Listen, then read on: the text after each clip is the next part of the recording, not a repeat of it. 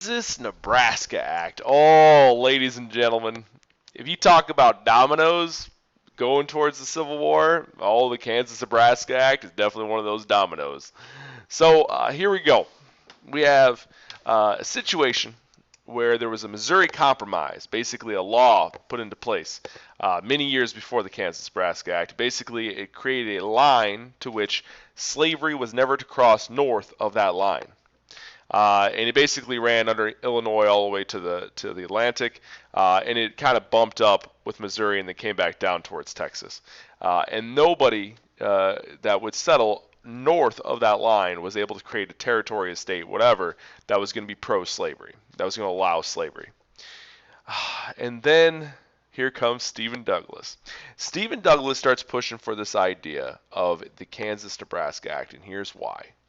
He wants a railroad to be built through these new territories to link east to west, Chicago all the way to the west coast. And why does he need these territories to become states? It's because if they're states, one, it's going to give more federal funding for those railroads. Two, it's going to open up the population a little bit, which means those railroads will become more profitable. And three, he has investments in these railroads, so he's going to make $1 off of this thing. Now, how is he going to do this? Well, KansasNebraska Act. Why don't we just have the people living there vote whether it's going to be, slave state or not? Popular sovereignty is the special term for this. People will vote, majority rules, popular sovereignty, is it going to be slave or not? The reason why he's doing this is because he doesn't want to take a side. Stephen Douglas doesn't want to take a side of pro-slavery, anti-slavery with these new territories turned to states. He wants to leave it up to the people. He basically doesn't want to take a position on it. So they open up these areas. Kansas, Nebraska, these territories will become states. And how they're going to decide whether they're going to be free or not is through popular sovereignty. People are going to vote within those states whether it's going to be a free state or a slave state. The problem with it is it takes the Missouri Compromise, it rolls it up into a ball, lights it on fire, and throws it into a garbage pan. So that's what it's doing there. And it's making people actually on both sides upset. Especially the people that are saying, "Hey, we said that we're not going to have slaves above this line. This is allowing slaves above this line. So where does it end here?" It's definitely not going to be a good thing, as we're about to talk about with bloody Kansas and John Brown and Charles Sumner. So stuff's going to happen, folks. It's a domino being pushed over, and we're getting towards that Civil War every little step of the way. We're going to talk about bloody Kansas. So we're going to use the big map for this guy. So you got this territory. I'm going to take John Brown off for a second. You got this territory right here. And the KansasNebraska Act is basically saying, okay, we're going to open up these territories to popular sovereignty. The people there are going to vote. And if they vote, hey, we want slaves, that territory will become a slave state. If they vote, we don't want slaves, that territory will become a free state. And what happens is you have a rush of people going into these territories from the south trying to push the vote to a slave state. Then you have a rush of people from the north going into here trying to push it into a free state. And when you have these two different ideologies, these two different ideas coming together, you're going to get yourself the prelude to the Civil War. It's basically telling us this is what the Civil War is going to look like. So this happened about a two-year time span. You have about 200 people that will die in a bloody fashion. And this guy, John Brown, is kind of right in the middle of it. John Brown, at 12 years of age, sees a slave being whipped. And in his brain goes, man, that's just not right. And his whole life is now dedicated to two causes. One, preaching the word of the Bible. And two, ending the horrors of slavery. And that's really the two things you'll talk to him about. He was a very religious man, a big abolitionist, and he's known to have piercing eyes. And John Brown ends up going to Kansas to push for this state to be entered into the Union as a free state. And right now you're like, man, this guy sounds all right. He's all about, freeing slaves. This is good stuff. This is where that gray part of history seeps in again, where people aren't all good and people aren't all bad. There's a mixture in between. You see, John Brown, he was willing to free slaves and stop slavery from spreading at any cost. And there was a massacre, the Potawatomi Massacre, where John Brown takes his family out to a creek, and with broadswords hacks them to death.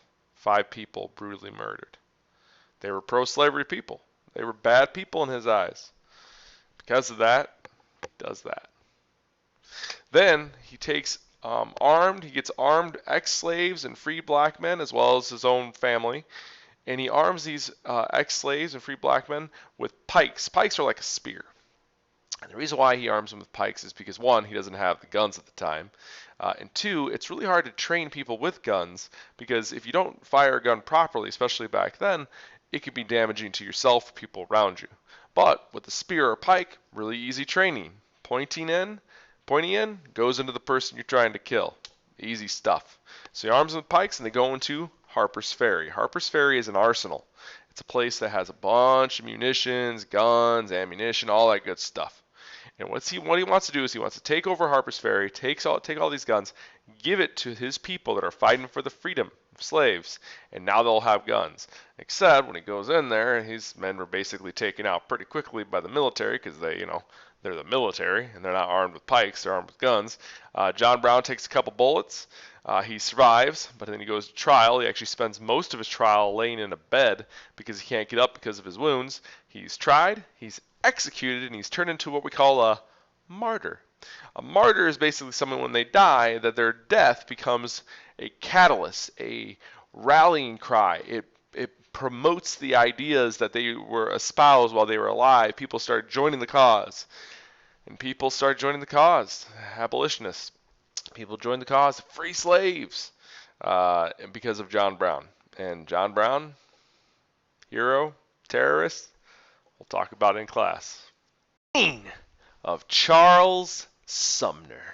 So I want you to understand something. The fight, the battle, the dialogue, the debate, the arguments that are for or against slavery, it transcends almost everyone's conversations of the day.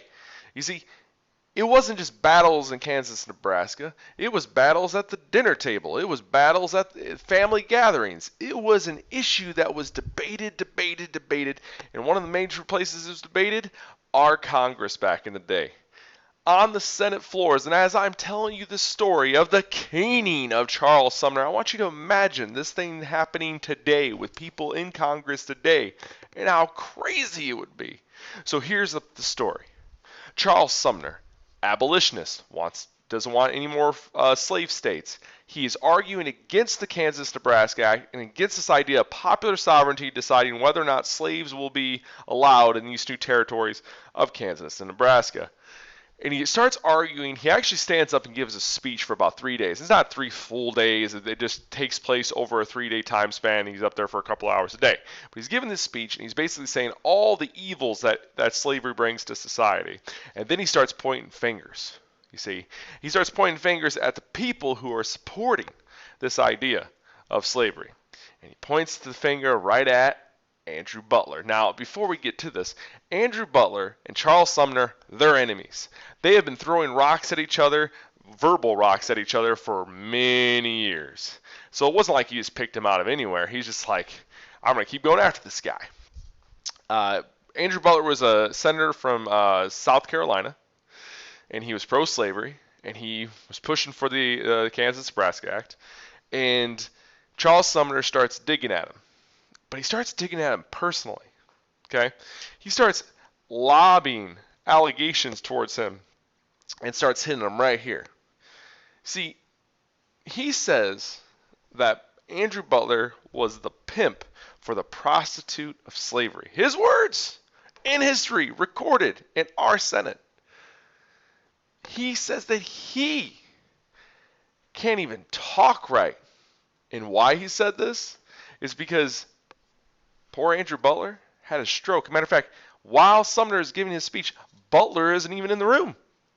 because he had a stroke. And because of the stroke, he couldn't talk very well. The guy is making fun of basically a disability that comes about because of a stroke. And he's going on and on and on. Even though Butler wasn't in the room, his cousin was. His cousin, Preston Brooks, was sitting there in the room. He was also a representative from South Carolina. And he's hearing Sumner just going on and on about how bad his cousin is, how horrible he is. And he starts taking it personally. So Brooks starts thinking, what am I supposed to do? Could I challenge him to a duel, which was, old Southern fashion back then? But he's like, that guy doesn't deserve a duel. That's for people of honor. And Charles Sumner is not a person of honor. Well, he recently got a cane as a present. It was a metal cane, and he goes, I know what I'm going to do. I'm going to go down the chamber hall here. I'm going to go straight up to Sumner, and I'm going to beat him with my cane. So, he starts walking up to Charles Sumner, walking down the aisle. And he's about to go right after him. But there's a woman in the chamber. Well, you can't beat a man with a cane with a woman present. That's not civility. So, he turns around and walks back down the chamber.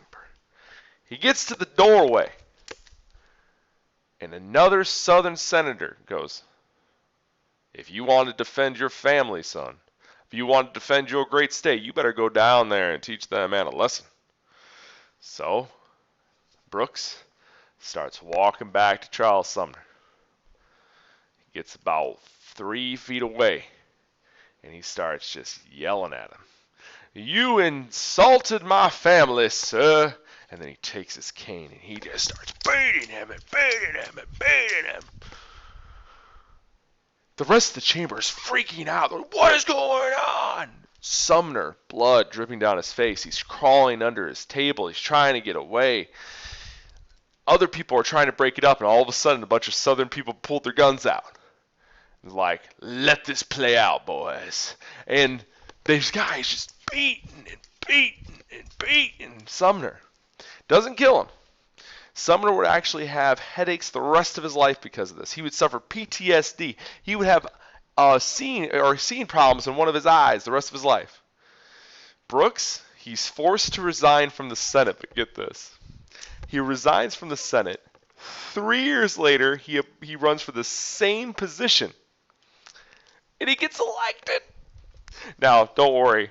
Eventually, it'll all come back around because Brooks, he would die of like this horrible lung infection or throat infection, and Sumner would live on and work in the Senate. But that is the caning of Charles Sumner. This is when action takes place in our Senate, violent action for the ideas of pro-slavery, anti-slavery, right there in the Senate chambers. The Dred Scott decision, probably one of the worst decisions of the Supreme Court's history, and that's saying a lot. So here's the backstory. You have Dred Scott. He is a slave who lives in Missouri, and he goes from Missouri all the way to Wisconsin. Here's why this is important. Missouri, it's a slave state. Wisconsin, free state.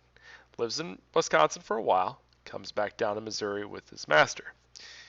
He then sues for his freedom, and here's why. He states that since he lived in a free state, that automatically made him free and not to be continued to be a slave. His argument is once free, always free. It takes 11 years for this to be heard by the Supreme Court. 11 years. Finally does. And Supreme Court Justice Robert Taney delivers the majority opinion on the subject. It's not good for Dred Scott. The arguments he makes, Taney, is establishes the norms to which what the country is going to do from now on. And it does not settle the issue of slavery, it makes it worse. He first argues, his words not mine, African Americans are not given the same rights that a white person has to uphold. Not just slaves, African Americans, period. He then states that the government, specifically Congress, has no right to regulate slavery. The incoming president, Buchanan, is super excited about this because he didn't want to deal with this slavery thing. He wanted it to be decided by someone else, and he could just sit back and relax. Well, it doesn't have the results that he thinks it's going to have. This just adds more fuel to the fire and ends up pushing us closer and closer to civil war. And although Buchanan at the time wants to just ignore the subject, it's not going to be ignored. It's going to bite him. It's going to bite all of us. Coming up, civil war is right around the corner.